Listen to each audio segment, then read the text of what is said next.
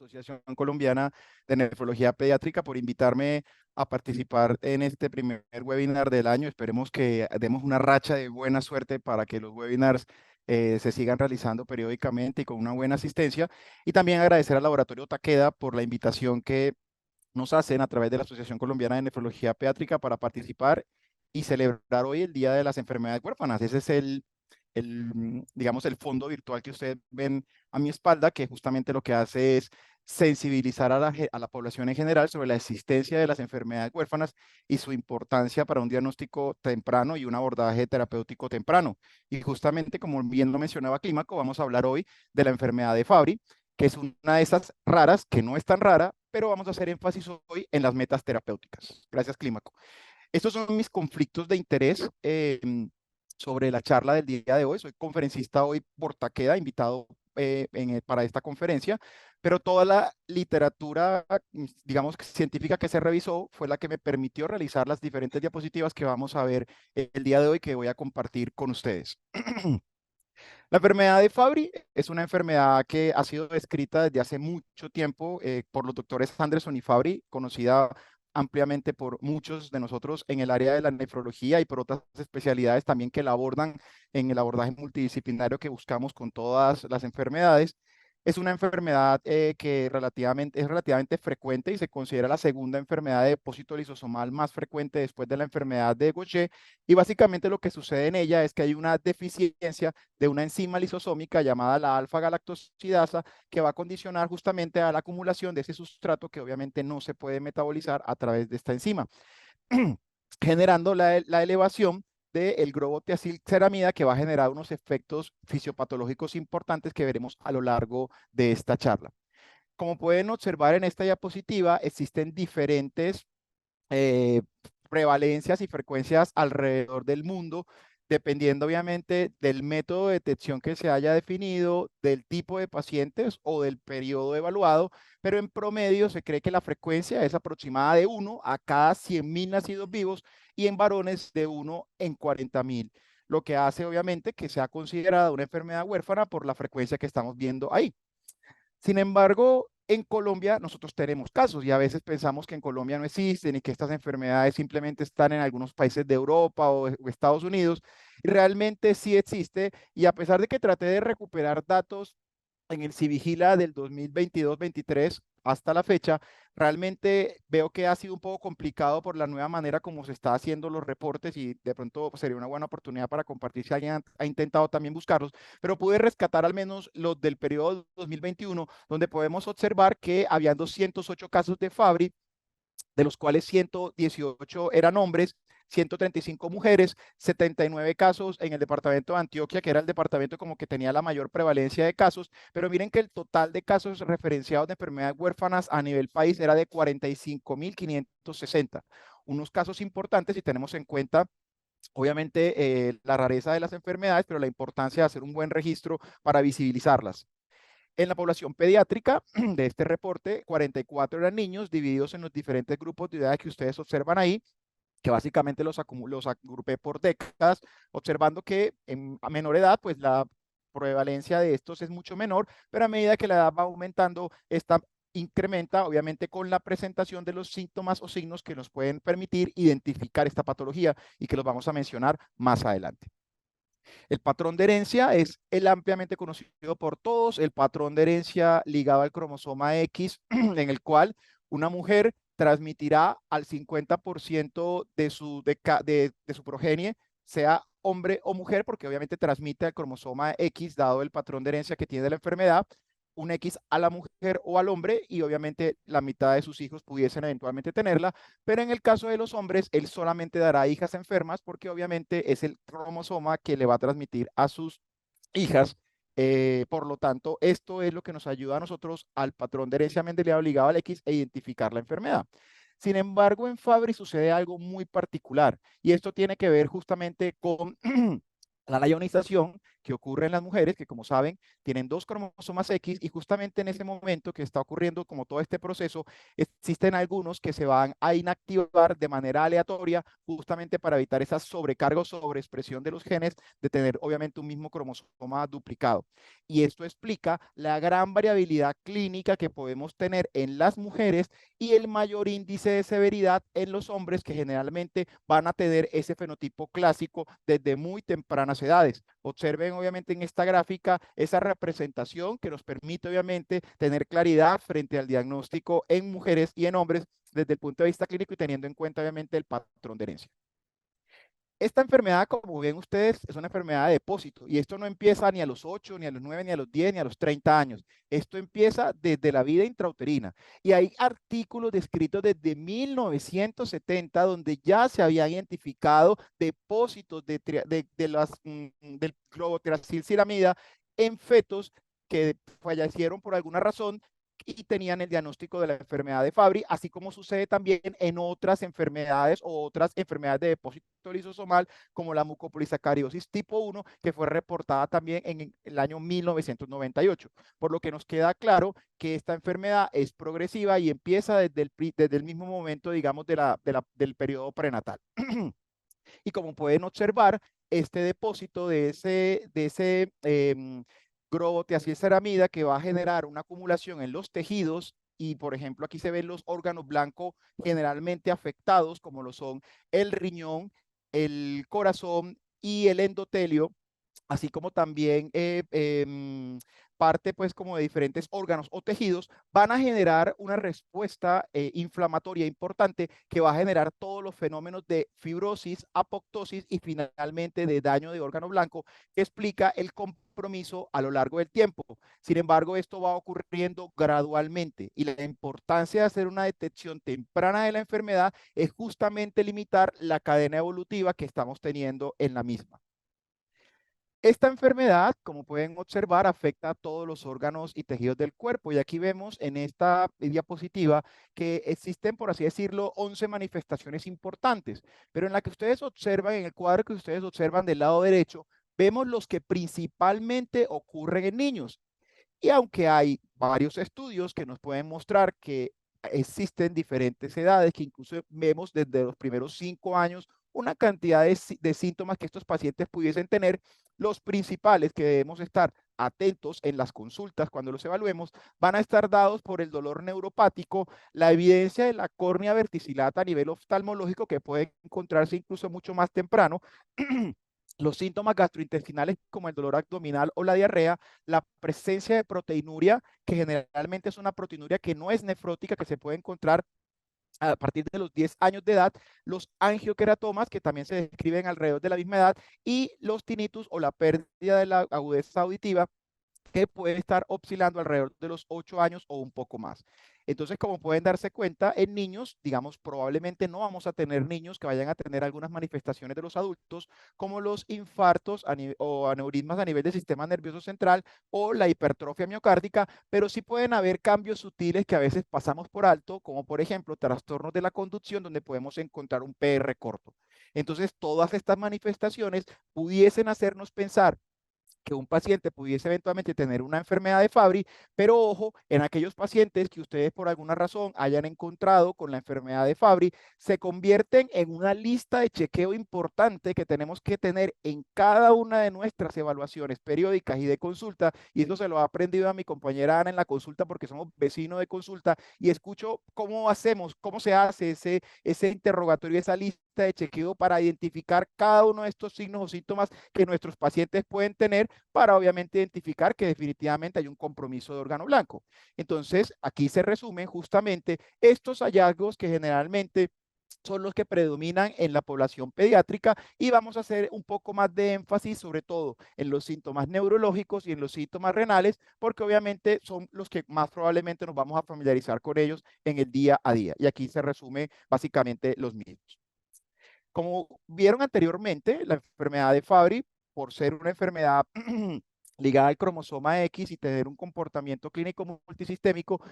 tiene un patrón, tiene dos fenotipos importantes. El fenotipo clásico, que es el que va a tener todas las manifestaciones clínicas de la enfermedad y que generalmente es el que más vamos a encontrar en la población pediátrica. Y por eso, obviamente, la importancia de revisar y hacer una revisión por sistemas adecuada en este sentido. O el fenotipo no clásico, que generalmente se van a encontrar en etapas un poco más tardías, o podemos encontrarlo incluso en algunos adolescentes,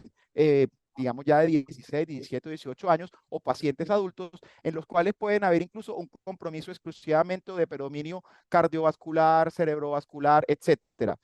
que a veces hace que el diagnóstico sea un poco tardío, justamente por esta, por así decirlo, ausencia de las otras manifestaciones que uno esperaría encontrar de manera típica, y es lo que genera justamente que se genere este retraso en el diagnóstico, y estos son los pacientes que tienen una actividad enzimática residual que explica justamente el por qué las manifestaciones se presentan de una manera un poco más tardía. Pero recuerden que en niños vamos a tener un fenotipo en general clásico. Esta revisión sistemática que buscó diferentes referencias a lo largo, digamos, de la literatura científica, encontró 120 artículos con 41 pacientes pediátricos, mostró y buscaba básicamente demostrar cuáles eran esos hallazgos clínicos que generaban la enfermedad de Fabry en la población pediátrica, y pueden encontrar que la gran mayoría de los síntomas en estos pacientes eran justamente los síntomas característicos de la enfermedad y se encontraban incluso en pacientes antes de los 5 años. Y estos eran desde la córnea verticillata, que como lo mencionaba anteriormente, pudiese eventualmente verse en los pacientes que tienen un tamizaje neonatal en caso de que haya un compromiso importante a este nivel, a veces confundirse también con una atrofia óptica para tenerlo muy en cuenta, pacientes con problemas gastrointestinales recurrentes, alteraciones en el crecimiento, los famosos dolores de crecimiento que también se convierten en un motivo de consulta en algunos casos en atención primaria de salud, y obviamente o la intolerancia al dolor, la flojera o la pereza para hacer ejercicio, que se convierte también en otra de las maneras en las que podemos sospechar esta patología. Y teniendo en cuenta, obviamente, las diferentes manifestaciones clínicas de estos pacientes y teniendo en cuenta el fenotipo clásico o el paciente que tenga un fenotipo no clásico que va a tener un comienzo un poco más tardío, aunado, por ejemplo, también a pacientes que puedan ser sospechosos por un tamizaje simplemente familiar, que se dice que cuando hay un paciente con Fabry generalmente pueden encontrarse de 3 a 5. Nosotros contamos con una manera de hacer el diagnóstico a través, obviamente, ya sea del estudio genético, que es el recomendado en las mujeres, justamente debido a este patrón de herencia y a esa layorización que hace que probablemente las mujeres tengan una actividad enzimática que pudiese ser eventualmente normal, y a diferencia de los hombres que solo tienen un cromosoma X y que por lo tanto esta teoría de la layorización no se está dando, ellos con hacer la determinación enzimática de la enzima, pues vamos a poder hacer el diagnóstico de la enfermedad y tener en cuenta, porque nos ha pasado que algunos hombres pudiesen tener un fenotipo tardío y pueden tener una actividad residual de la enzima que puede hacer que a veces subestimemos el diagnóstico, y por lo tanto tenemos que estar muy atentos, sobre todo en aquellos pacientes en los que no nos cuadra la razón de ser de la proteinuria o el deterioro de la función renal, y debemos considerarlo también en este caso. Por lo tanto, digamos, se convierten estas dos en las estrategias de diagnóstico de la enfermedad de Fabry. ¿Por qué es importante hacer el diagnóstico? Sin duda alguna, porque hacer un diagnóstico tardío va a afectar la calidad de vida de los pacientes y la va a reducir de manera importante, sobre todo en los hombres, quienes van a tener, por así decirlo, un comportamiento mucho más agresivo. Y miren que esta calidad de vida se puede reducir hasta en 17 años en los hombres y hasta en 5 años en mujeres. Y los principales desenlaces y causas de muerte en este grupo de pacientes van a ser las causas de muerte asociadas a fenómenos cardiovasculares, cerebrovasculares o problemas renales, que son justamente parte de los órganos blancos que queremos evitar con el inicio de un tratamiento precoz. Sin duda alguna, estos pacientes van a requerir un abordaje multidisciplinario por todo el compromiso multisistémico que generalmente van a tener. Y miren que, por ejemplo, existen publicaciones como esta muy interesante, donde se hizo una revisión de los diagnósticos errados de Fabry en varios centros de atención de medicina interna en Francia, y encontraron en este estudio y quiero hacer como énfasis sobre todo de los más o menos 48 pacientes que se alcanzaron, no, 58 pacientes que se alcanzaron a evaluar, los pacientes en edades pediátricas que están subrayados con rojo para que ustedes observen los diferentes diagnósticos que anteriormente, de obviamente documentarse como tal el Fabry, habían tenido estos pacientes. Miren, por ejemplo, en el caso de un paciente de 18 años tenía un aneurisma cerebral y los síntomas que tenía inicialmente eran cefalea, tuberculosis básicamente por un retardo del crecimiento,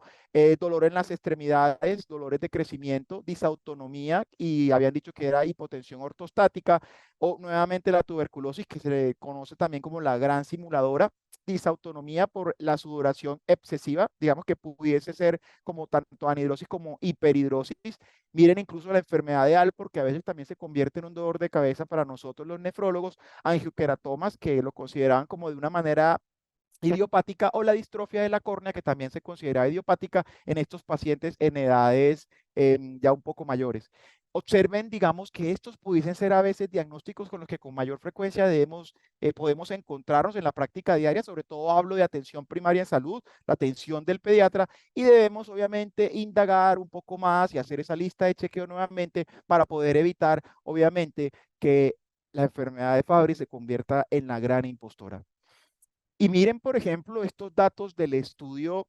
FOBS que vamos a mostrar más adelante, donde se observa nuevamente esos tiempos de retraso aproximadamente de 14 años en hombres y hasta 16 años en mujeres, con un 25%, un cuarto de los pacientes van a tener diagnósticos errados, sobre todo diagnósticos relacionados con dolores musculoesqueléticos. Por eso la importancia también de poder hacer una sensibilización de esta enfermedad al grupo, por ejemplo, de reumatología, ortopedia y fisiatría, que muchas veces pudiesen ser algunos mm, blancos o de remisión, ya sea de atención primaria, o pudiesen evaluar muchas veces estos pacientes y se convierte, por ejemplo, el diagnóstico de fibromialgia algo muy común en los pacientes adolescentes y de pronto si por alguna razón llegan a nefrología por alguna causa o a cualquiera de las otras especialidades y están acá, ojo con estos pacientes porque de pronto pudiesen tener un diagnóstico errado de la enfermedad. Y miren que el diagnóstico de dolor en la enfermedad de Fabry es un dolor neuropático, tipo ardor, quemazón, también conocido, también descrito como lancetazos, corrientazos u hormigueo. Obviamente, cada persona puede tener un umbral del dolor diferente y pudiese tener una cierta tolerancia al dolor y pudiese pasar desapercibido durante muchos años. Pero la repetición de esto y obviamente dependiendo obviamente de la intensidad, pudiese hacernos pensar que esta enfermedad pudiese ser una de las causas. Por eso cuando tengamos un paciente que ya tenga el diagnóstico o un paciente con sospecha, probablemente tengamos que hacer un poco más de énfasis en las características del dolor que nos permite justamente tener una mayor precisión en el diagnóstico. Este dolor también puede verse en algunas ocasiones exacerbado por la temperatura, situaciones de estrés, ejercicio físico, y son aquellos pacientes que dicen en el colegio que nunca aguantan la educación física, que son flojos, perezosos, que no les gusta. Y obviamente a veces le dicen, doctor, deme una excusa para el colegio porque no quiero hacer deporte, yo me canso, ojo con esos niños. Y tener en cuenta, obviamente, la manera de diferenciar el dolor entre inflamatorio y mecánico, que nos los enseñan muy bien en la parte semiológica cuando estamos viendo reumatología, y los dolores benignos de la infancia, que generalmente son aquellos que deben dar generalmente en la tarde-noche y se asocian obviamente con la actividad física durante el día. Miren que desde el punto del compromiso renal podemos tener desde tempranas edades la presencia de isostenuria, hiperfiltración, que digamos la tenemos clara como una tasa de filtración glomerular que va a depender obviamente de la edad, pero en promedio en pacientes por encima de los 2 años pudiese ser considerada entre 135 a 140, albuminuria o proteinuria. Y miren, por ejemplo, en esta tabla, que también depende de digamos, de los diferentes estudios que han derivado del FODS, que la gran mayoría de los pacientes, tanto hombres como mujeres, en general, no van a tener proteinurias nefróticas, sino que van a tener proteinurias significativas. Y esto es un llamado de atención para todos nosotros cuando veamos estos pacientes, porque si bien en la promoción que se hizo de esta conferencia estaba la cebra, la explicación es justamente porque en la microscopía electrónica se van a ver estos cuerpos de cebra que son justamente ese depósito que se va a encontrar a nivel de diferentes células y tejidos de esa biopsia renal, como el mesangio, las células endoteliales, el glomérulo, el endotelio, la célula epitelial y el podocito, que va a mostrar ese patrón característico que ustedes observan obviamente en esta cebra a mano derecha. Pero es un llamado de atención para nosotros cuando hagamos una biopsia de un paciente con proteinuria, porque estos cuerpos de cebra solo los podemos ver a través de de la microscopía electrónica. Y sé que a veces en algunas partes de nuestro país. Incluso si hay compañeros conectados de Latinoamérica, sabemos que no todo el mundo tiene el acceso a la microscopía electrónica, pero sería lo ideal que todas biopsias renales tuvieran una microscopía electrónica, pero en la microscopía de luz eventualmente pudiésemos encontrar algunos hallazgos como de vacuolización o células espumosas que pudiesen obviamente también orientarnos a pensar en eso. Pero lo ideal es poder hacer la microscopía electrónica y poder obviamente encontrar estos cuerpos de cebra que son digamos, no patognomónicos porque no son únicos de Fabry, pero que sí los podemos encontrar generalmente en ellos. Como pueden observar, y esta diapositiva me gusta mucho, la enfermedad de Fabry es progresiva y evolutiva. Y aquí vemos, obviamente, en este esquema ilustrativo, que a medida que los depósitos de la enfermedad,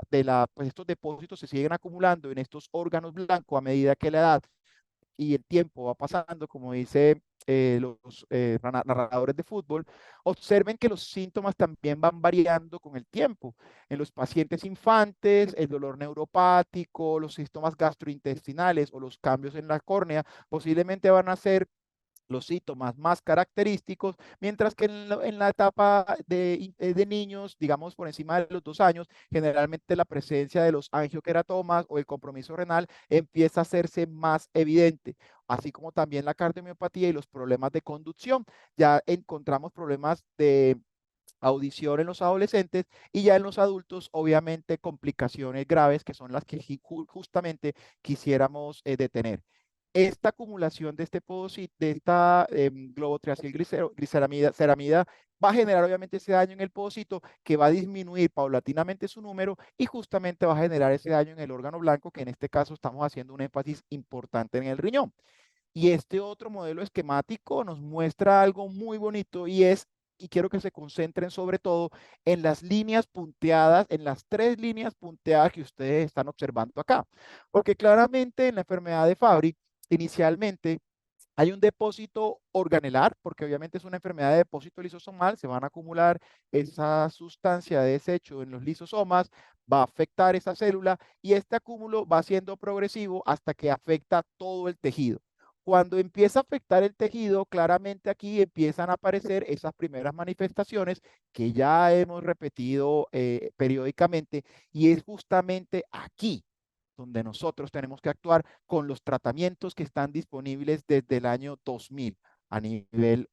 mundial, que son las terapias de reemplazo enzimático. Porque si permitimos que este compromiso tisular continúe progresando, pues lo que vamos a tener es una falla de órgano que muestra esta tercera línea punteada y aquí realmente lo que podemos hacer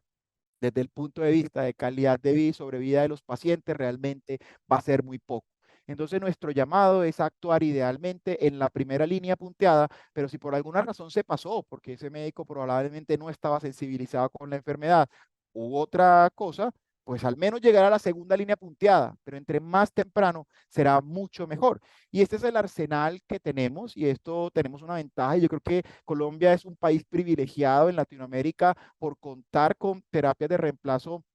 enzimático para muchas de las enfermedades huérfanas y esperemos obviamente que con el nuevo sistema de salud eventualmente pudiésemos continuar con ellas, que son estas 3 enzimas, las dos terapias de reemplazo enzimático, que son la galsidasa beta, la galsidasa alfa y el migalastat, que están disponibles en el mundo desde el año 2000. Justamente cada una de estas enzimas, las dos primeras, tienen unas diferencias importantes para mencionar simplemente que la galsidasa beta es una enzima recombinante producida a partir de células del ovario del hámster chino y que requiere una infusión de 4 horas a una dosis de 1 miligramo por kilo cada 2 semanas. La de agalsidasa alfa es una enzima, una terapia de reemplazo enzimático que es producida a partir de fibroblastos humanos con un tiempo de infusión de 40 minutos y una dosis de 0,2 miligramos por kilo semana. Y el migalastat, que es también una terapia disponible en nuestro país, es una chaperona que básicamente está indicada en aquellas mutaciones susceptibles, tiene una administración que es por vía oral a una dosis de 123 miligramos cada 48 horas, requiriendo un ayuno 2 horas antes y 2 horas después. El migalastat está disponible en nuestro país a partir de los 12 años de edad en adelante, mientras que las otras dos enzimas están disponibles e indicadas en el paciente con enfermedad de Fabry una vez tengamos los criterios de inicio de tratamiento farmacológico, que son justamente los que hemos mencionado a lo largo de la charla, como lo son la presencia de síntomas o signos y compromiso de cualquiera de los órganos blancos que hemos mencionado anteriormente. Estas que están subrayadas en rojo son las terapias que hoy tenemos disponibles, pero obviamente las que están en el cuadro inferior en C y D se convierten en unas terapias futuras que posiblemente vayamos a tener disponibles próximamente, que son la terapia de reducción de sustratos o la terapia génica, que sin duda alguna también van a impactar mucho en los desenlaces de los pacientes con enfermedad de Fabry. Pero teniendo en cuenta, obviamente, que esta enfermedad es una enfermedad multisistémica y que genera muchos compromisos, no solamente vamos a necesitar la terapia de reemplazo enzimático. Y quiero hacer una aclaración desde este punto de vista, porque si yo tengo una terapia de reemplazo enzimático que inicio tempranamente, probablemente las complicaciones en los diferentes órganos blancos no van a ser, por así decirlo, se van a presentar y probablemente la necesidad de dar medicamentos adicionales no vayan a ser del todo necesario, como cualquiera de los que ustedes observan en la lista, que van a depender obviamente de cada caso, como por ejemplo los ARA2 en el caso de proteinuria, que los usamos muy comúnmente, antihipertensivos también para la hipertensión en ese caso, alteraciones en el ritmo como los antiarrítmicos o incluso desfibriladores implantables, y probablemente en pediatría la gran mayoría de nuestros arsenal terapéutico coayudante estará destinado principalmente al manejo del dolor neuropático, porque como ustedes ya vieron, se convierte en la principal manifestación que estos pacientes van a tener de manera temprana, así como también la diarrea. Entonces, y ya entrando, por así decirlo, a la charla como tal de las metas terapéuticas, porque no podíamos hablar de metas terapéuticas sin dejar claro, obviamente, el contexto fisiopatológico y también las manifestaciones clínicas de la enfermedad, nosotros nos planteamos metas terapéuticas dependiendo de los órganos blancos que esta enfermedad tenga. Entonces, estas metas terapéuticas, y traje este artículo justamente porque estas metas terapéuticas no se plantearon ayer ni hoy. Estas metas terapéuticas se vienen planteando incluso desde el año 2010, más o menos 10 años después de haberse ideado las terapias de reemplazo enzimática, reconfirmadas en otro artículo en el 2018 y que obviamente se actualizan en cada uno de los consensos que vienen saliendo a nivel mundial sobre la enfermedad de Fabry. Aquí observamos que justamente a nivel renal lo que buscamos es tratar en la medida de lo posible, en el caso de los pacientes que tengan hiperfiltración, de normalizar esa tasa de filtración glomerular, en las que la tengan normal, pues mantenerla así durante la mayor parte del tiempo que se pueda, o tratar de al menos que la disminución de la misma sea menor a 1 cc por minuto por superficie corporal. En aquellos que la tengan menos de 90, que es decir, que ya tienen un compromiso renal crónico de base, pues evitar la progresión idealmente en hombres de menos de 2 cc minuto y en mujeres de menos de 1 cc minuto. Y si hay proteinuria o no, pues tratar en la medida de lo posible de disminuirla en caso en el que el paciente la tenga, y en el que no la tenga, pues tratar en la medida de lo posible de que no se incremente. En el caso del dolor, pues en la medida de lo posible, con la terapia lo que buscamos es reducir la necesidad de medicación para el dolor y tratar obviamente de mejorar la calidad de vida que se ve gravemente afectada en estos pacientes. Y cuando uno evalúa sobre todo en adultos los scores de calidad de vida, los pacientes con enfermedad de Fabry son pacientes que se fatigan, que se cansan, que tienen una, digamos, una calidad de vida muy disminuida principalmente por este tema del dolor, y tratar en la medida de lo posible de disminuir al máximo el mismo. Desde el punto de vista auditivo es mejorar obviamente la audición en aquellos pacientes con compromiso, y en aquellos que no han tenido un compromiso pues mantenerla. De ahí la importancia de el tratamiento precoz y el mejorar, obviamente, los síntomas gastrointestinales relacionados con la diarrea, el dolor abdominal, que son parte de los síntomas que principalmente vamos a tener en la población pediátrica. Y aunque en niños, como les mencionaba anteriormente, no es tan común que tengamos compromisos cardiovasculares o a nivel del sistema nervioso central, pues una terapia temprana pues va a evitar justamente una hipertrofia miocárdica, un compromiso cardiovascular o los eventos cerebrovasculares que caracterizan obviamente la enfermedad, sobre todo entre la tercera y la cuarta década de la vida, y que se convierten justamente en otros metas terapéuticas importantes en estos órganos blancos. Sin duda alguna, parte de lo que se ha avanzado en el tiempo con la terapia de reemplazo enzimático y muchos de los documentos que han salido a lo largo del tiempo justamente han dependido del estudio POTS, que básicamente es un estudio multicéntrico que reúne o ha reunido alrededor del mundo más o menos unos 4.500 pacientes de diferentes centros, y justamente lo que busca es evaluar los resultados de los pacientes con enfermedad de Fabry tratados con la galsidasa alfa, que obviamente es una de las terapias que se emplea para la enfermedad, y nos muestra en este interesante diapositiva que a medida que el tiempo ha pasado, la detección de la enfermedad también ha mejorado de una manera más precoz, así como el inicio de la terapia de reemplazo enzimático en el tiempo, y ha disminuido también la demora en el diagnóstico de la enfermedad de Fabry, mejorando por ende los resultados. Y justamente voy a aprovechar estas últimas diapositivas y minutos que me quedan de de la conferencia para mostrarles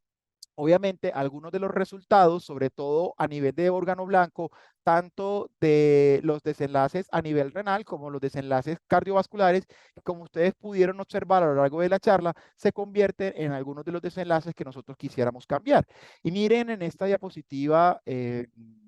vemos diferentes colores, y quiero que se concentren sobre todo en el color azul cielo con círculos que ustedes observan en este momento en la parte superior, porque esto nos demuestra el tiempo de seguimiento en 10 años de la terapia de reemplazo enzimático y cómo esta ha mejorado la evolución de la terapia de la tasa de filtración glomerular en los pacientes. Y observen que hay tres grupos: un grupo en el que la terapia se inició antes de los 18 años, que es la corte 1, que fue la que les mencioné inicialmente, la corte 2, que va entre los 18 a los 30 años, que es la del cuadradito un poquito azul, un poquito más fuerte, y la corte 3, que son pacientes en los que se le inició la terapia por encima de los 30 años, que es la corte del triángulo. Observen que en la corte del círculo, que es la corte en la que se le inició el tratamiento con terapia de reemplazo enzimático antes de los 18 años, y esto es lo que nos compromete a nosotros como pediatras de atención primaria de salud de nuestros pacientes. La tasa de filtración glomerular se mantuvo estable en 10 años de seguimiento en estos pacientes. Y a pesar de que en los otros, en el segundo grupo, en la segunda corte, también se mantuvo relativamente estable, esta tuvo una disminución un poco marcada a diferencia de este grupo, y en el tercer grupo, que se inició después de los 30 años, la disminución fue bastante notoria. Y eso obviamente tiene que ver con ese esquema que yo les mostré anteriormente, que mostraba esas líneas punteadas vertical del compromiso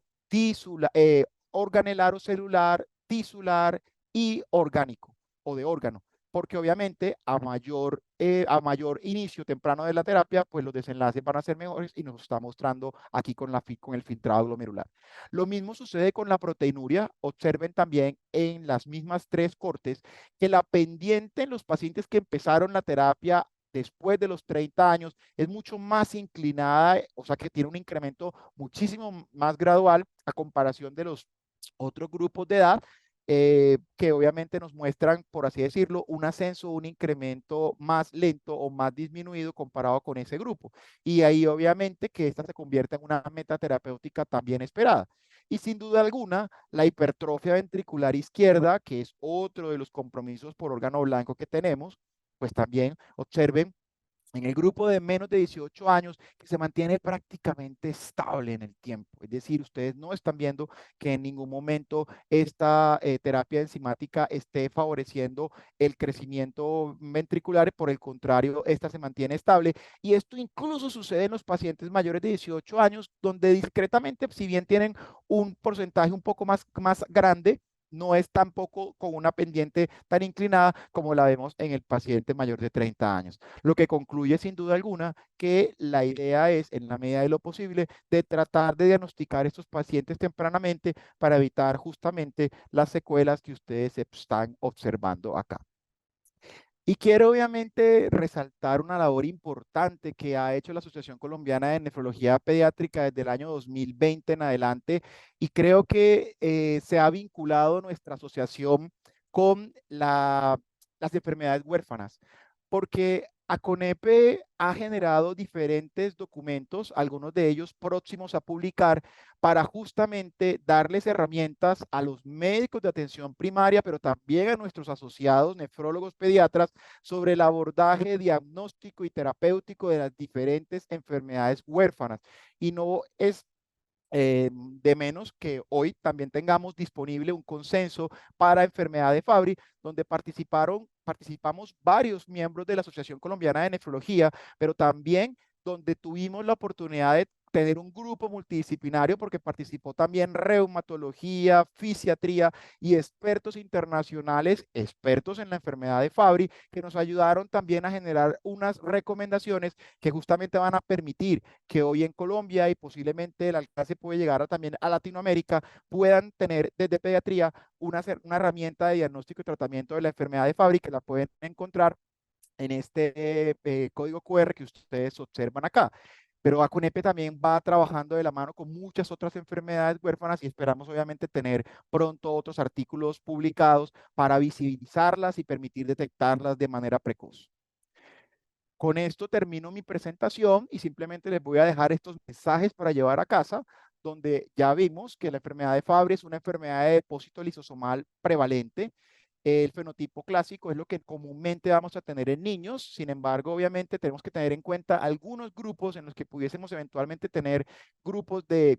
comportamiento tardío, que obviamente también los podemos tener y no los podemos dejar pasar desapercibidos, que los síntomas más frecuentemente en pediatría van a estar relacionados con las acroparestesias, los angioqueratomas, las opacidades corneales, la hipohidrosis, la diarrea, la proteinuria y el compromiso renal,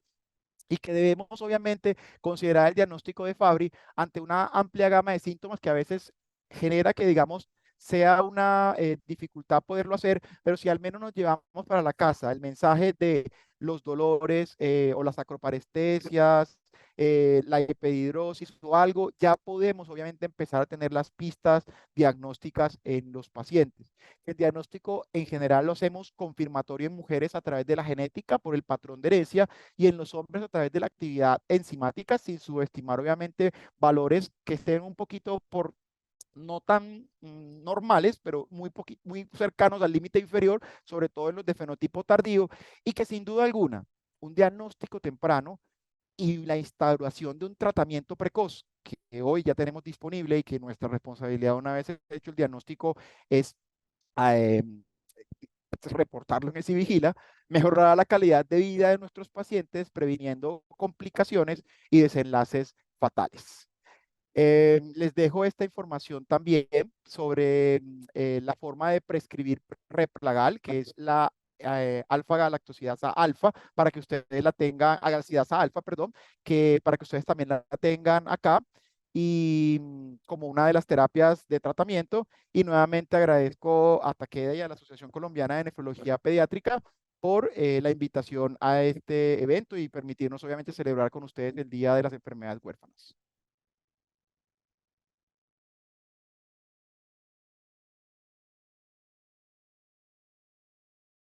Ana, adelante. Hola, buenas noches, ¿me escuchan? Sí, Ana, claro. Luis, primero que todo, felicitarte por tu presentación. Hiciste una recopilación de todo lo más importante que debíamos tener en cuenta ante los pacientes que quizás se nos pasen por la consulta y no podamos enfocarlos, identificarlos fácil en una patología que nos puedan llamar la atención, sobre todo a los pediatras, porque la enfermedad de Fabry de fenotipo clásico definitivamente es una enfermedad pediátrica. Eh, También hacerles énfasis en esos daños que aún siendo reversibles, que no los estamos viendo, que no los estamos estudiando, que no los estamos siguiendo, que hacer énfasis en todo lo que tú dijiste del checklist, de todos los exámenes que tenemos que seguir. En el consenso está claramente por cada órgano y sistema que tenemos, cuáles son los exámenes que debemos hacer, en qué momento debemos hacer un ecocardio, en qué momento debemos hacer un test de Holter, cuándo debemos hacer una audiometría, una resonancia cerebral magnética, o incluso en nuestra área de nefrología, cuándo deberíamos llegar inclusive a hacer una biopsia renal para poder hacer un diagnóstico precoz y no llegar a ese punto de no retorno cuando ya la terapia quizás pueda ser insuficiente para revertir esos daños ya instaurados. Lo que recientemente conversábamos en una reunión también de expertos, es muy fácil iniciar un tratamiento en un paciente clásico cuando tiene los daños, digo, los síntomas muy floridos, pero cuando es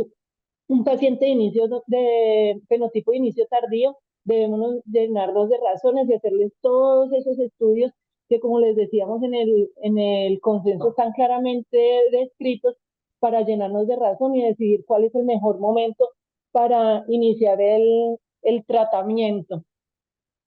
Quería agradecerte entonces, Richard, por tu presentación, que ha sido excelente, y darles pues el paso al resto de colegas, inclusive de otras especialidades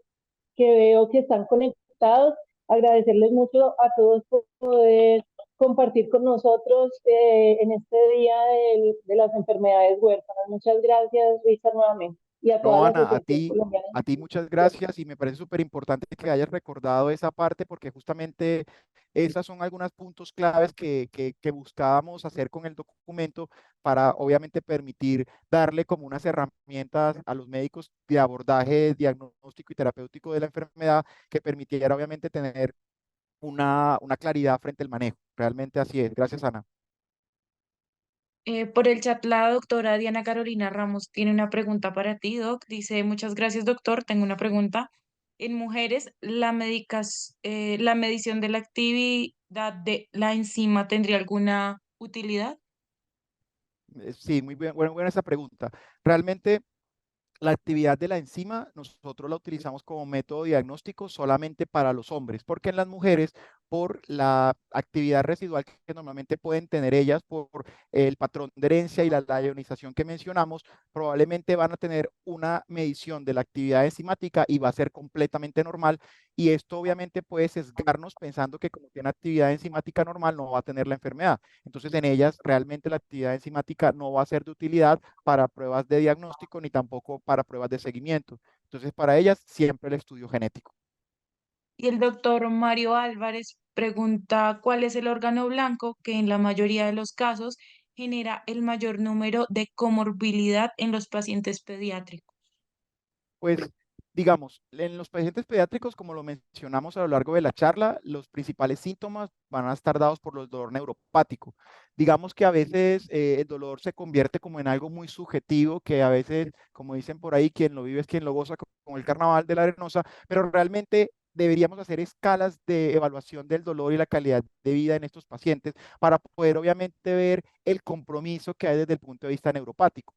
Este, por así decirlo, se convierte probablemente en una de las primeras manifestaciones que va relacionada también con el tracto gastrointestinal, los dolores abdominales y las diarreas, pero también el compromiso renal que se puede encontrar después de los 10 años. Pero lo que principalmente va a empezar inicialmente va a ser el dolor neuropático, los síntomas gastrointestinales, el compromiso a nivel ocular también por la córnea verticillata o los angioqueratomas y la proteinuria o el compromiso renal, que generalmente empezamos con proteinuria. Richard, me uno a las felicitaciones de la mayoría de los colegas que han escrito en el chat. De verdad que fue una excelente presentación. Aprovecho para leer otra pregunta que le hacen por acá en el chat. Dice, eh,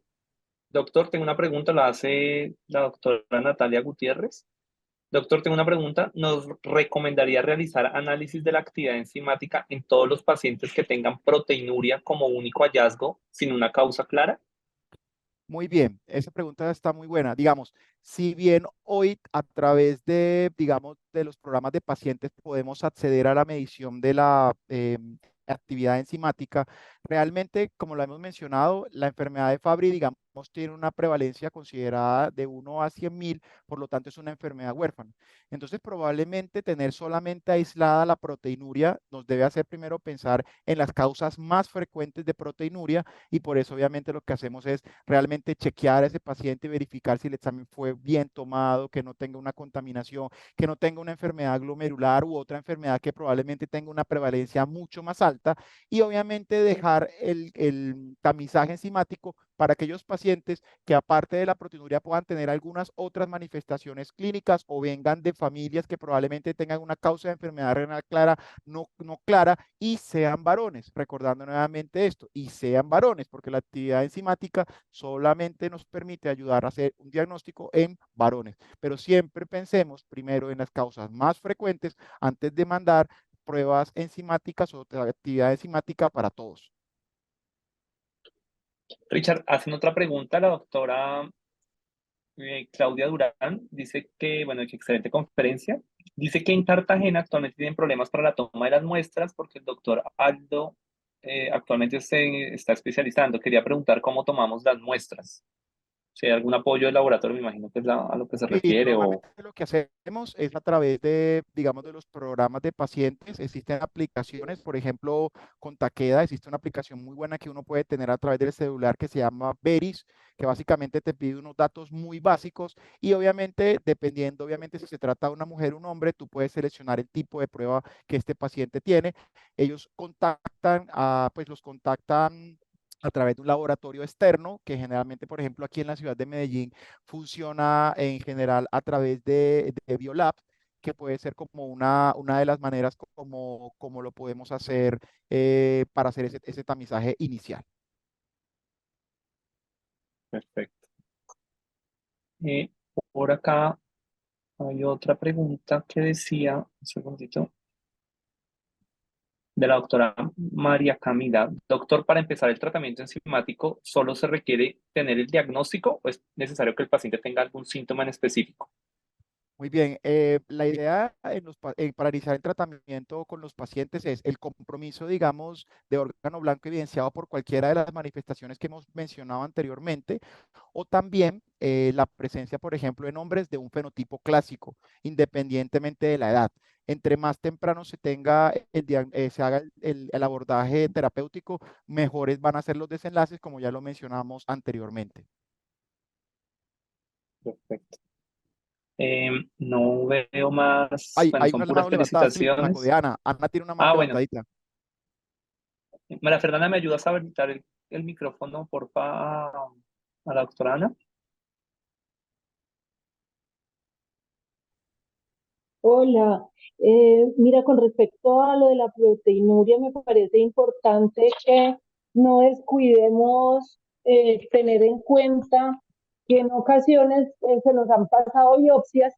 renales hasta las mejores familias, como las brujas, que las hay, con microscopía electrónica inclusive, y no han detallado curiosamente las manifestaciones de los depósitos lisosomales en riñón. Entonces, no confiar que cuando tengamos la biopsia nos va a dar el diagnóstico. No lo desprecien, no desprecien hacer estudios de tamizaje, aunque lleguen ustedes inclusive a hacer biopsia.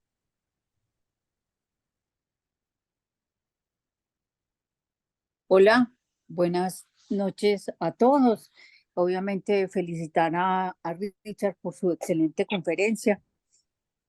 Y quisiera preguntarle con qué frecuencia estos niños presentan manifestaciones cardíacas. Entre las manifestaciones cardíacas de los pacientes con enfermedad de Fabry tienen hipertensión arterial, y esa hipertensión arterial es valorada. O sea, tengo ese, esa, como esa angustia de que si estos pacientes con Fabry les evalúan la hipertensión arterial, que es frecuente, y la hipertrofia ventricular izquierda también sí es evaluada. Gracias. Hola, doctora, muchas gracias por la pregunta. Cuando uno, por ejemplo, lee de la enfermedad de Fabry a nivel cardíaco, digamos, lo que principalmente van a tener estos pacientes va a ser las anormalidades de la conducción que se pueden encontrar por el consenso, pues el documento de consenso, por ejemplo, de Germain del 2021-22, que son alrededor del 7 al 10%, patología valvular aproximadamente 15% y arritmias alrededor del 2% en promedio. Digamos que ellos como tal en ese síntoma, digamos, no lo describen. Sin embargo, en estos pacientes, como hay unas manifestaciones renales que pueden estar dadas por la hiperfiltración, la proteinuria y eventualmente el daño renal que pudiese obviamente llevar a hipertensión, este pudiese ser un síntoma que generalmente pudiese encontrarse en pacientes, pero en estadios más tardíos. No probablemente van a ser estadios que se vayan a encontrar en pacientes pediátricos en general. Por lo menos en ese consenso, digamos que mostraba como la revisión de la literatura de los principales signos y síntomas de los pacientes, no lo mencionaban como una manifestación importante. Sin embargo, sabemos que hace parte como de la revisión y la búsqueda que nosotros tenemos que hacer en todo paciente con algún tipo de compromiso renal o una patología que comprometa, digamos, como órgano blanco el riñón.